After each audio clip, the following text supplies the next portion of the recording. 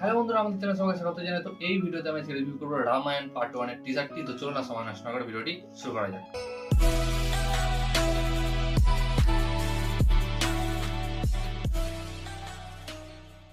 তো কিছুক্ষণ আগেই রামায়ণা পার্ট 1 এর টিজার বেরিয়েছে। টিজারই বলা যায়, নাম দেওয়া হয়েছে রামা।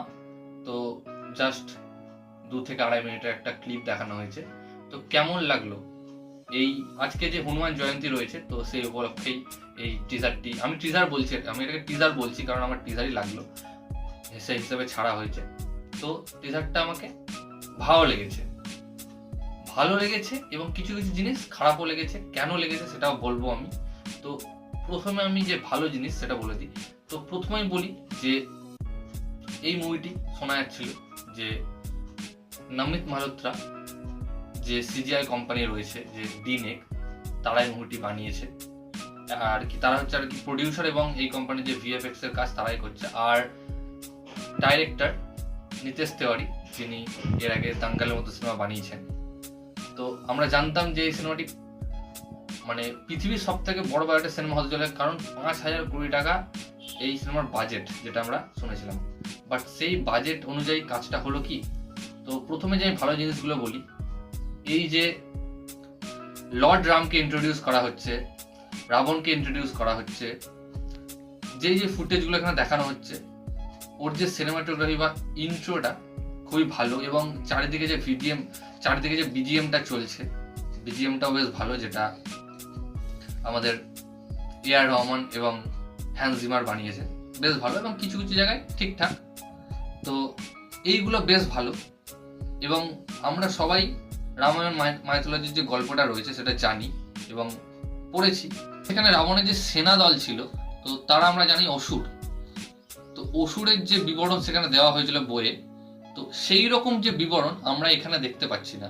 কারণ আমরা এখানে যে রকম অসুরের ফুটেজটা দেখতে পাচ্ছি, মনে হচ্ছে যে গবলিন টাইপের কিছু বা ট্রলস টাইপের কিছু এই ধরনের অসুর লাগছে। কারণ আমরা অসুর মানে যেরকম লুকে জানি সেরকম হয়নি। কেন করা হয়নি জানি না। আর নমিত মালহোত্রা তিনি বারে বারে যখন এই টিজারটি দেখানো হচ্ছিল, যখন প্রিমিয়ার হচ্ছিল, তো তখন তিনি বারে বারে লর্ড অফ দ্য রিংস এর কথা বলছিলেন। তো লর্ড অফ দ্য রিংস আর রামায়ণকে কখনোই একসঙ্গে মেলানো যায় না। তো এই যে কিছু জিনিস রয়েছে সেটা আমার একটু অড লেগেছে। অসুরগুলো যদি ইন্ডিয়ান মাইথোলজির মতো, অর্থাৎ রামায়ণের যে ধরনের অসুরের কথা বলা হয় সেরকম যদি করা হয় ভালো।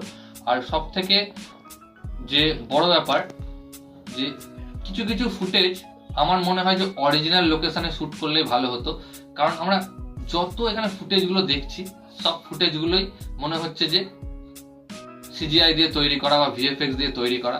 এমনকি যে ক্যারেক্টারগুলো রয়েছে, ক্যারেক্টারগুলোকেও মনে হচ্ছে যে এইভাবেই তৈরি করা হয়েছে।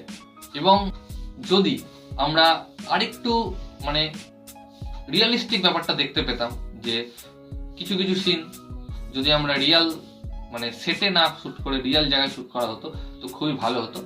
আর শেষে যেভাবে আমরা রাবণের এনার্জিটা দেখতে পাচ্ছি, রাবণ হাঁটছে, শুধু আমরা পিঠটা দেখতে পেয়েছি। আমরা জানি সবাই যে রাবণ ইয়াসি হতে চলেছে এবং সে পুষ্পক বিমানে যাচ্ছে ওঠার জন্য। তো সেই জায়গাটা বেশ দারুণ। তো এইভাবেই এই মানে টিজারটা শেষ হচ্ছে। তো বেশ ভালো একটা টিজার। আশা করি আদিপুরুষের থেকে তো অনেক ভালো হবে। এবং যেই রকম এই পিকটা নিয়েছে, যেরকম মানে এর হাইপটা ক্রিয়েট হয়েছে, সেই রকমই যেন হয়, কোনো ভুলভাল না করে ফেলে এই নমিত মালহোত্রার টিম।